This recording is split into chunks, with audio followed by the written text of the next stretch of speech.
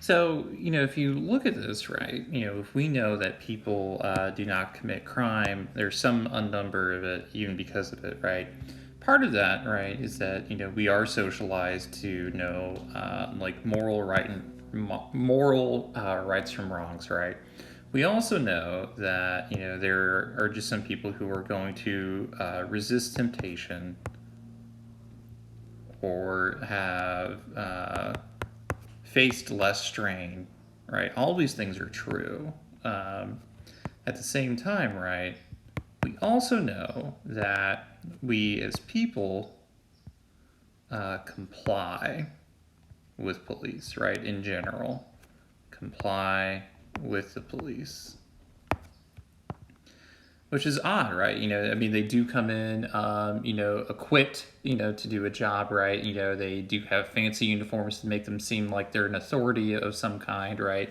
They have, weapons and tools to make us comply if we don't want to. Maybe they are trained in directives on how to encourage people to, change it, right? Something like that. So for this then, right, when we are looking at reasons why people comply with the police then, largely though, this is because we believe that they are legitimate. So that these people have police legitimacy is the term for this.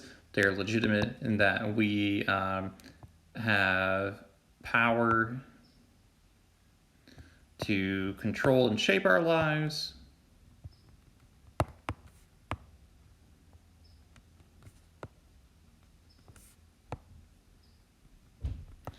And let me pull up my note here real quick because I had this written down and I'm like forgetting. And that's the worst feeling because you're like, no, I was going to be profound.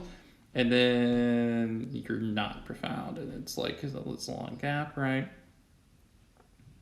Yeah, okay. Well, all right. No, we got it right. So we have power to control and shape our lives, but then we also, obey these people. So we're obeying them, right? And, also giving us trust to enforce and use their power well, enforceably. And they have support for police as a social institution. Now, maybe that doesn't feel like that in the United States, right? And maybe that certainly isn't felt by certain communities in the United States, right? But if you start considering, how things look around the world or in different countries and governments, right? You either have complete obeying and authoritarianism, or you have people who are, out to get you kind of deal, right? And it's really, it's really not great, right? So the fundamental problem then is, right, is that in some places, in some communities, in some places, in some communities,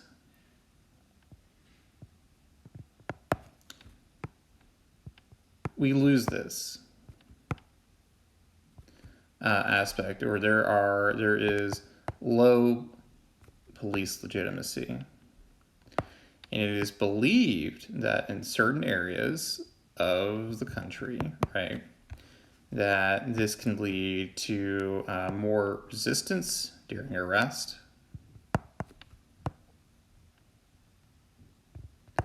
It leads to, at the very least, the perception, at the very least, or the actual unfair treatment of people.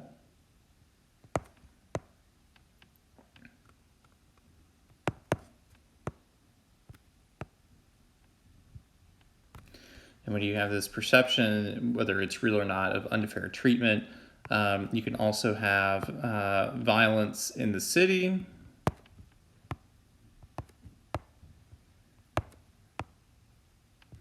And you could also have violence against the police.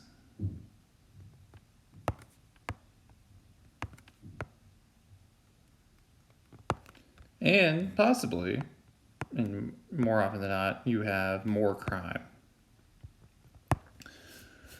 So why is this like, like a big deal, right?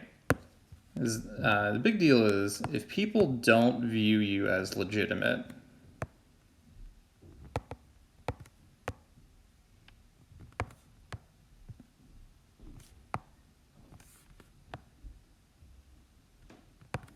then it's hard to get them to do anything.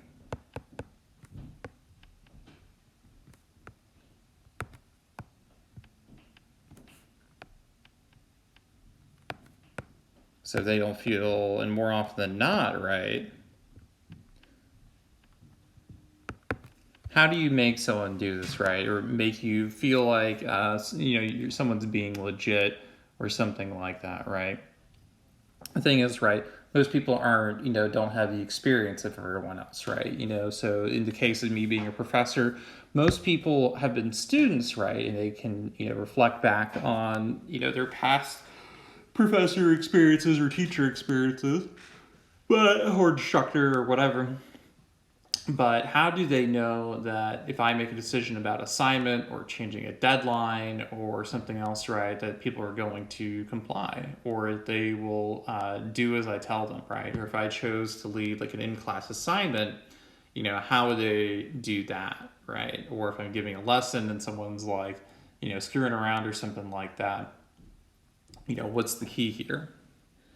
The key here is that if I give someone a poor grade, some feedback that maybe they didn't appreciate or something like that, whatever. People in any kind of interaction when they deal with some sort of authority figure, right, is that people are on the hunt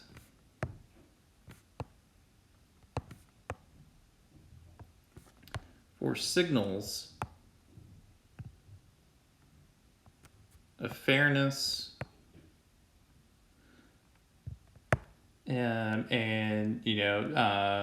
this is really what we're looking for, right? And by that means, it is people often tend to feel fair if they have identity. And so in this case, a student feels like they have an identity, that they are being seen, that they are being heard about their exams, and they feel like they belong. So they're treated with dignity and respect.